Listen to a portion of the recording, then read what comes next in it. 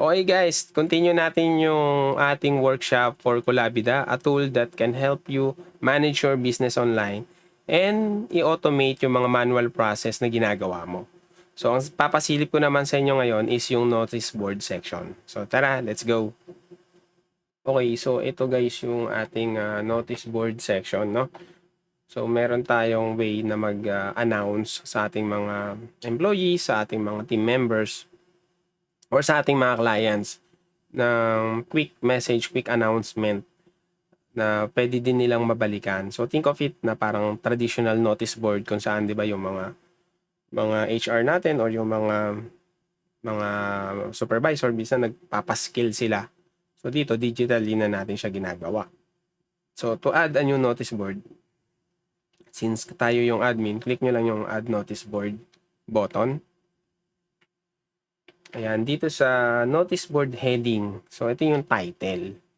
Okay? So, for example, lagay lang natin announcement 1. Okay? Yan lang muna.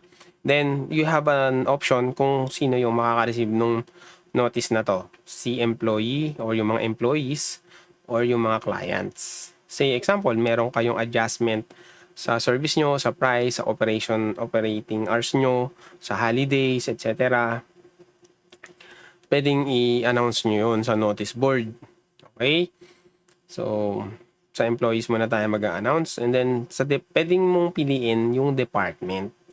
So, ngayon kasi admin department lang yung meron tayo. Pero pagka nag-add ka ng more departments dun, di ba? Sa mga videos na pina-show ko sa inyo, you have the ability to group your people by department. Okay?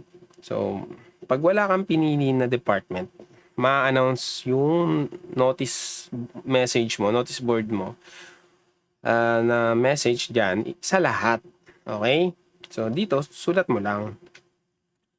This is our announcement. Okay?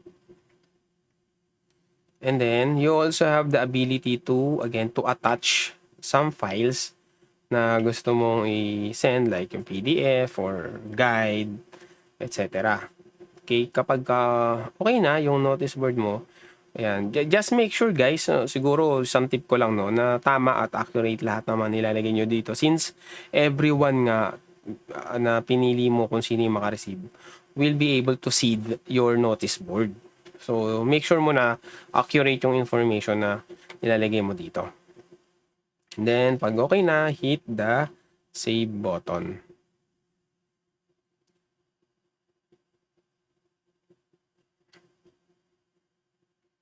Ayan. So, lahat na sila ngayon yan makaka-receive. So, tignan natin dun sa employee. So, ito ulit yung isang browser natin, no? Para hindi tayo malito. Ayan.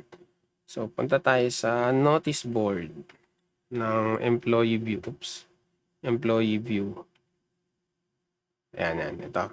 So, ito yung announcement 1. Ayan. Ito para kita ko agad yung madali ko siya makita. Ayan. So, ito. Notice announcement 1 rather. Pwede mong i-click to ni employee. So, nakalagin tayo as si Maria. Ayan, si employee. So, click natin ngayon. Ayan, this is our announcement. Diba yun yung sinulat ni admin? Ganon din to yung view. Okay? So, ganun nagwo-work guys yung notice board. And then, may filter din kung ano yung gustong tignan na notices by month or by date range. And then, pwede rin naman kay admin view ulit, balik tayo, may option siya na i-edit, i-view, or i-delete yung notice board na sinend niya. Say, may mga kailangan i-adjust, di ba? Pwede mo i-update yung notice board mo. Okay, so that's how you will use yung notice board.